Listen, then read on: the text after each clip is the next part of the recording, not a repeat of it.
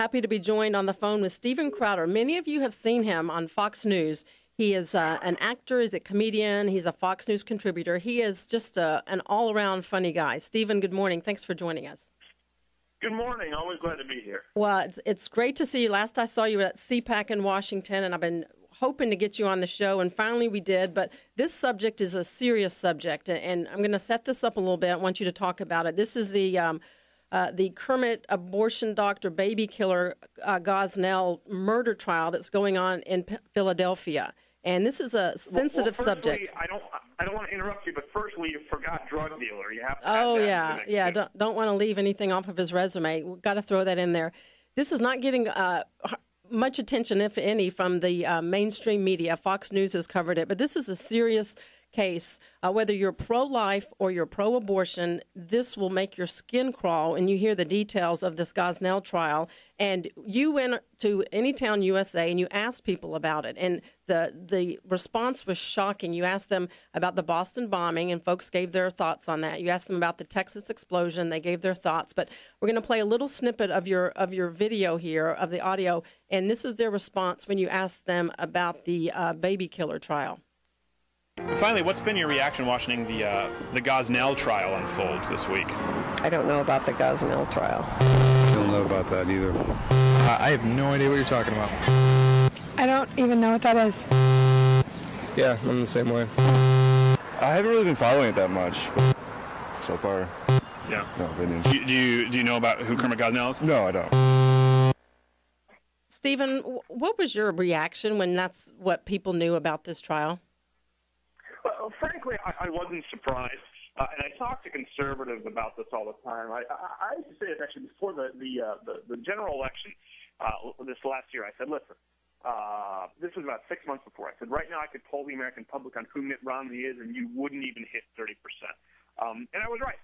And then when he ran, of course, he lost. Why? Because we elected a celebrity president. We didn't elect a politician. We elected a president about whom, the Black Eyed Peas wrote a song, about whom Hollywood campaigned for, the guy who texted Scarlett Johansson his favorite VP. Now, why do we know all these things when we don't know about his Senate record? Because the media built up the celebrity of Barack Obama. They have a vested interest in him being elected. And this hurts their message the same way. Gosnell, to face the horror that is Gosnell is to face the horror that is abortion. Like it or not, he's the face of abortion. It's not that different as to what goes on at abortion clinics across the country. It's really just a mere in or out technicality. And so the media, people, you have to understand, all these people live in New York, L.A., D.C., are very left-wing. They all are abortionists. They would say pro-choice, but pro-choice is a stupid, benign term that was designed by leftists that way.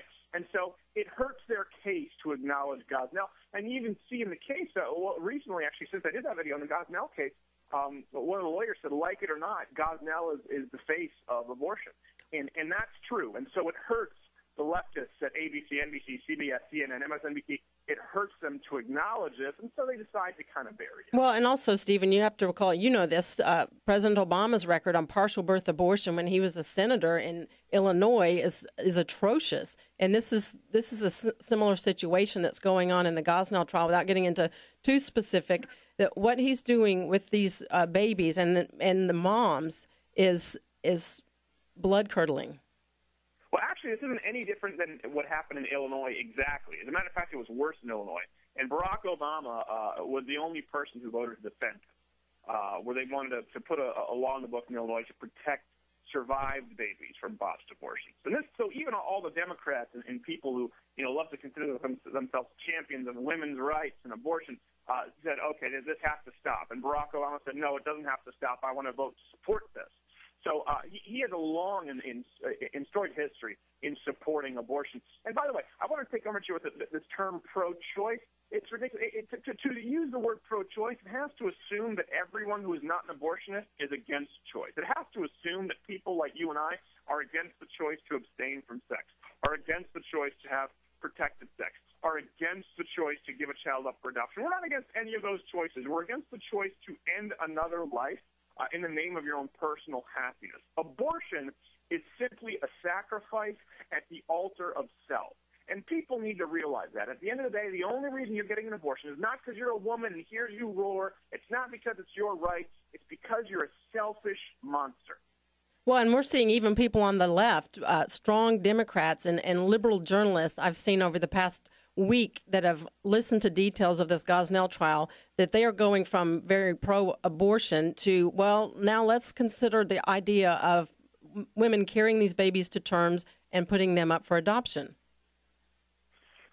Right. I mean, listen, it's one of those things Democrats for a long time, liberals used to check the box like, well, obviously adoption's better, but, and then they would go and pander to why abortion is awesome.